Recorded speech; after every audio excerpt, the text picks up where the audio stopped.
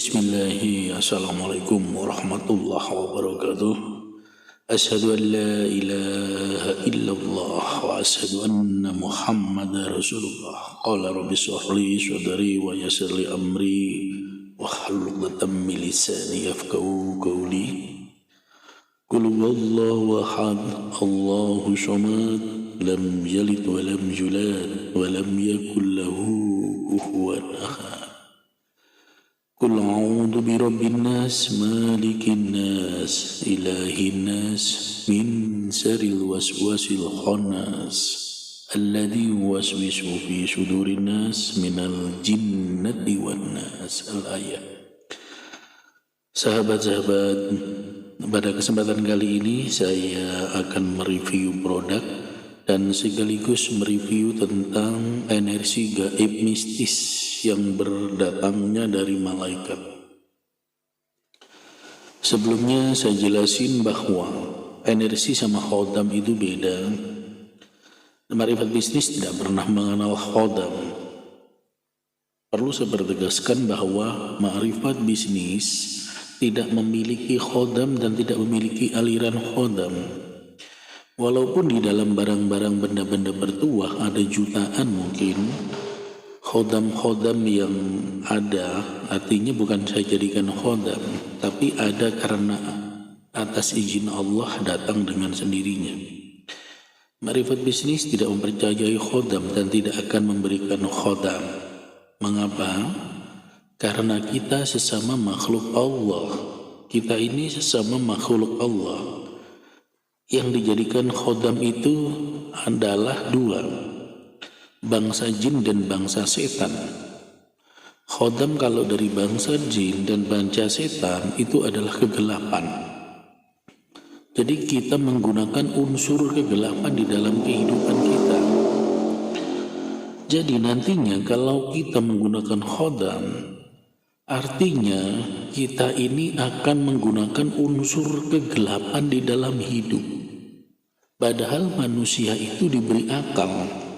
Akal itu adalah unsur terang benderang yang harus kita gunakan untuk memahami apa? Memahami al-ayat.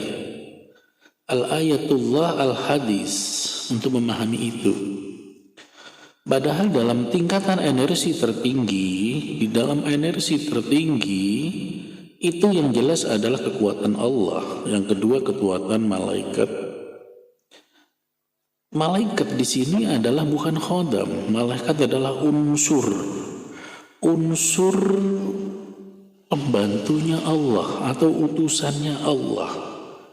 Malaikat itu pembantunya Allah, bukan pembantunya manusia. Nah, ini perlu digarisbawahi. Sehingga unsur malaikat itu tidak mungkin dijadikan khodam. Sebuah kebodohan, sebuah kesalahan jika muslim malaikat itu adalah khodam. Khodam hanya bangsa jin dan bangsa iblis, bangsa setan. Sahabat-sahabat jangan menggunakan pernah khodam, karena khodam itu adalah unsur kegelapan di dalam diri manusia, yaitu unsur jin dan unsur setan. Begitu juga dalam mengeluarkan energi. Jadi energi sama khodam itu beda ya. Kalau khodam itu sesuatu yang bisa diperintah, artinya pembantu dari makhluk gaib. Kalau energi itu kekuatan. Nah, di sini makrifat bisnis itu mengupas unsur kekuatan mistis gaib ini yang menjadi saat ini lagi saya gandrungi, lagi saya pelajari. Saya bukan seorang alim. Energi kekuatan malaikat, kalau kita bicara energi di level kekuatan malaikat, saya akan menjelaskan tentang kekuatan tertinggi. Kekuatan dari segala kekuatan adalah sumbernya pada Allah. Pada af'alnya, pada asmanya, pada totalitas, pada wujud Allah. Itu kekuatan energi tertinggi di alam jagat raya semesta ini. Yang kedua, yang memiliki kekuatan tertinggi energi adalah malaikat. Yang ketiga adalah Nabi dan Rasul. Nabi dan Rasul. Ada yang mengatakan yang keempat itu waliullah, wali kutub. Menurut saya bukan. Menurut saya bukan wali Allah atau wali kutub yang keempat yang menempati sebagai kekuatan energi tertinggi atau kekuatan termulia, menurut saya bukan. Tetapi saya lebih percaya kepada ajaran-ajaran atau apa yang dikatakan, apa yang diceramahkan Gus Bahauddin. Saya lebih meyakini, lebih percaya kepada Gus Bah. Apa yang kata Gus Bah? Yaitu orang alim, orang yang menggunakan akal pikirannya, jiwa raganya untuk mempelajari al-ayah, Al-Quran, hadis, kitab-kitabullah dan sunatullah, dikupas berdasarkan hadis dan Al-Quran. Ini lebih mulia, lebih tinggi energinya dan derajatnya daripada wali. Bahkan dikatakan menurut saya selevel wali kutub ya. Tapi menurut Gus Bah pokoknya wali. Entah wali kutub, entah apa, yang jelas level wali kalah dengan orang alim. Karena tidak semua wali itu adalah alim. Tetapi yang pasti seorang wali, seorang alim itu pasti waliullah. Karena keilmuannya. Nah, inilah secara otomatis. Sama dengan seorang sarjana. Seorang mahasiswa ketika lulus pasti menjadi sarjana. Seorang mendapat gelar belum tentu dia pernah kuliah. Nah, itu bersama mirip dengan begitulah. Nah, di sini Marifat Bisnis akan menjelasin tentang energi malaikat ya. Tadi harus dikupas mulai segala tuntas karena yang dikupas bahasa ini adalah energi malaikat. Selanjutnya ya, ketika kita ingin mendatangkan sebuah energi malaikat, maka tidak terlepas dari ilmu alim, orang-orang alim. Energi yang kelima ya, keempat tadi wali. Nomor pertama itu energi Allah, kedua energi malaikat, ketiga Nabiullah dan Rasulnya, dan keempat itu orang alim, kelima itu wali, dan menurut selanjutnya keenam adalah orang soleh. Orang soleh adalah sumber kekuatan energi orang soleh. Selanjutnya yang ketujuh, yang keenam adalah orang yang bertakwa. Orang yang bertakwa itu memiliki energi. Yang ketujuh adalah orang beriman kepada Allah. Yang kedelapan atau mungkin mengatakan yang kesembilan atau kesepuluh itu orang Islam. Nah, orang Islam hanya mengucapkan asyhadu an la ilaha illallah wa asyhadu anna Muhammadar Rasulullah, walaupun tidak sholat, tidak apa, dia telah memiliki energi kalimah syahadah di dalam dirinya karena dia telah menjatuhkan dirinya dalam pelukan Islam. Artinya orang ini memiliki energi. Karena kan kalau menurut ceramahnya Gus Bah itu telah digaransi orang qalallahu la ilaha illallah illa jannah. Jadi orang yang mengatakan syahadat itu dijamin masuk surga. Nah, di sini. Dari konteks ini, di mana energi malaikat keterkaitannya dengan tasbih kayu setigi. Nah, di sini saya akan mengatakan tentang tasbih kayu setigi, dari sisi energinya, dari sisi energi kayu setigi. Bagaimana kayu setigi ini tasbih kayu setigi? Nah, di sini akan saya jelasin lagi sekilas bahwa tasbih itu bukanlah sebuah benda. Tasbih itu bukan sebuah benda, tetapi adalah kata abstrak, gaib, mistis, kata benda. Tetapi mengapa disebut tasbih pada benda, pada wujud atau kalung butiran-butiran ini? Karena sifatnya benda ini adalah dikhususkan untuk berzikir kepada Allah. Tasbih itu adalah kata sifat. Jadi tasbih itu kata sifat yang dibendakan kepada butiran-butiran atau kalung. Orang Buddha mengatakan siapa mala atau malabit ya.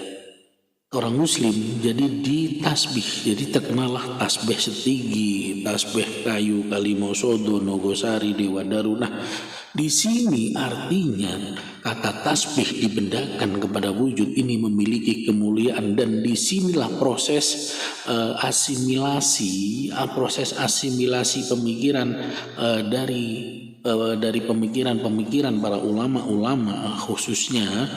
Ini di sini membendakan atau menghadamkan, bisa membendakan atau menghadamkan atau mengenersikan atau menjadikan sebuah memudahkan menjadi benda begitu. Jadi dibendakan sehingga terkenalah menjadi tasbih setigi, tasbih kayu kalimosodo dan seterusnya. Jadi menjadi tasbih. Di sini sebenarnya memberikan roh. Kata tasbih setigi artinya setigi ini diberi roh. Rohnya dari mana?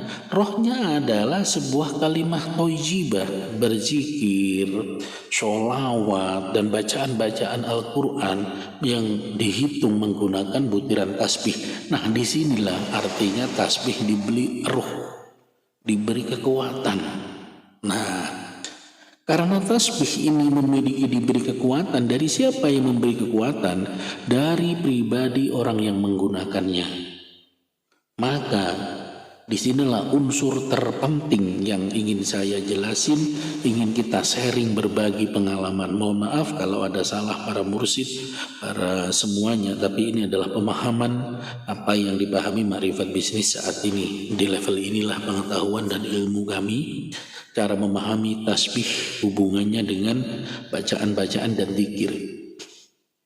Ketika kita menghitung untuk mendatangkan energi malaikat kepada tasbih ini, pada tasbih kayu setigi, sehingga kalau tasbihnya berbeda, menurut saya energinya berbeda. Mengapa?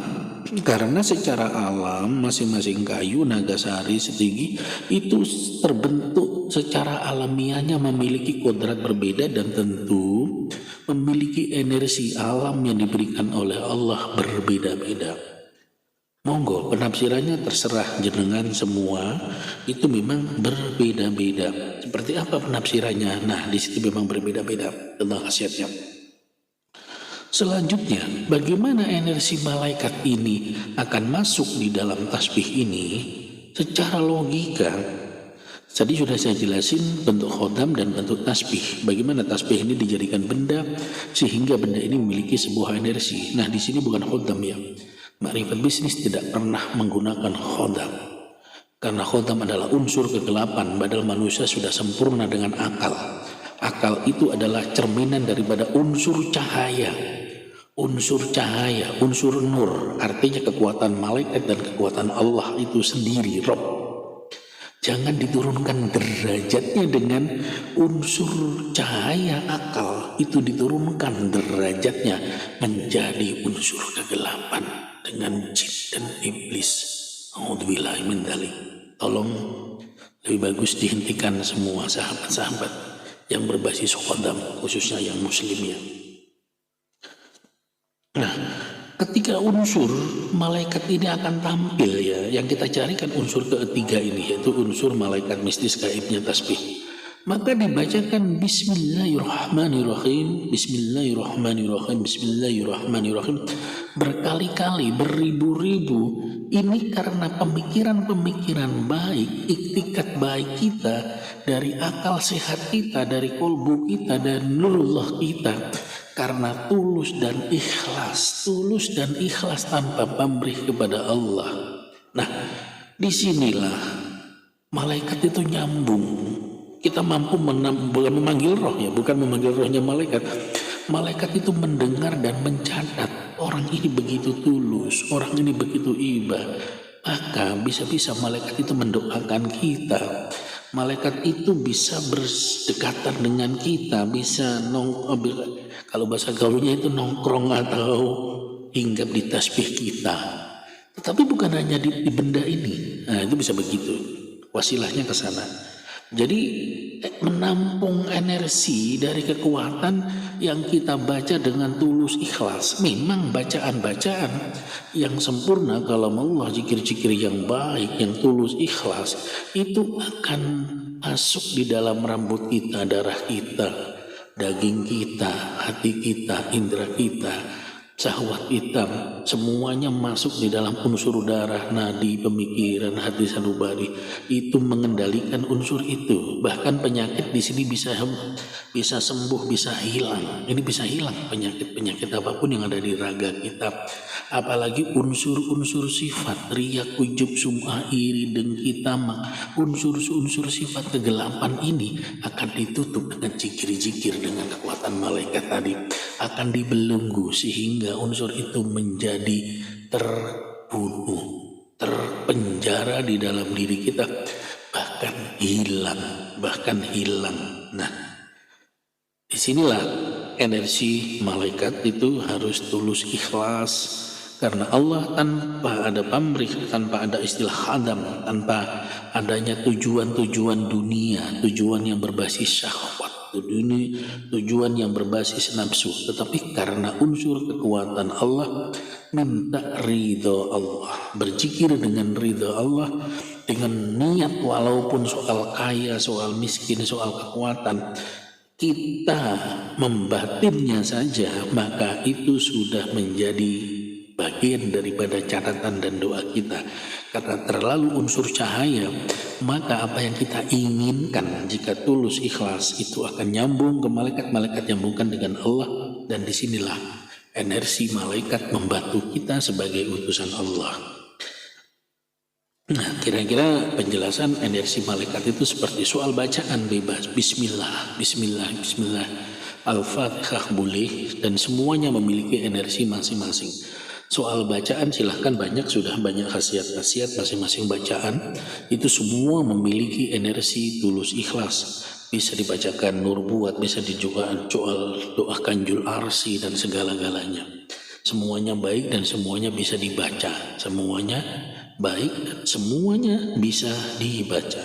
Bisa dijalankan asal istiqomah. Nah, disinilah tasbih yang kita gunakan dari setigi khususnya ini akan memiliki energi positif. Pada setigi ini memiliki roh dan memiliki hidup, yaitu memiliki energi malaikat. Sekali lagi saya katakan bukan khodam, karena khodam adalah unsur kegelapan. Jadi kita Marifat Bisnis, saya buka rahasianya, tidak pernah ada istilah khodam, karena kita telah menjatuhkan harga diri kita, martabat diri kita ke dalam kegelapan. Akal pikiran kita yang sudah sempurna diberikan oleh Allah turun derajat.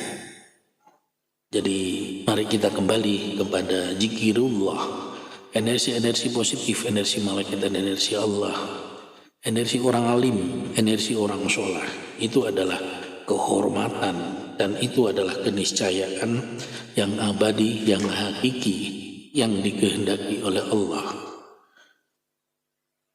20 menit berjalan. Sebelumnya terima kasih. Nanti akan saya jelasin pada energi malaikat ini, dan energi Allah itu sangat banyak sekali tahapan-tahapannya, baik itu pada tasbih tinggi, kalimat sodo, nugusari dan seterusnya. Tentu memiliki energi karena bacaan kita, karena ketulusan kita, karena keikhlasan kita. Mohon maaf jika ada salah, semata-mata memang itulah kemampuan saya dalam mengkaji dan menelaah dan menilai. Kemampuan saya, keilmuan saya, hasil suluk dan spiritual saya masih serendah itu. Jika ada salah, itu dari mulut saya, nafsu saya, egois saya, bukan dari siapa-siapa, dari saya sendiri. Jika ada kelebihan, ya tentu hanya dari Allah, bukan dari saya. Karena saya tidak memiliki kekuatan, tidak memiliki apapun. Semua berdaya itu adalah Allah. Semua energi dari Allah, dan Allah biasanya mengutusnya kepada malaikat-malaikat Allah. Ikuti terus channel ini dan dukung, jangan lupa subscribe ya, dan klik tombol loncengnya. Assalamualaikum warahmatullahi wabarakatuh.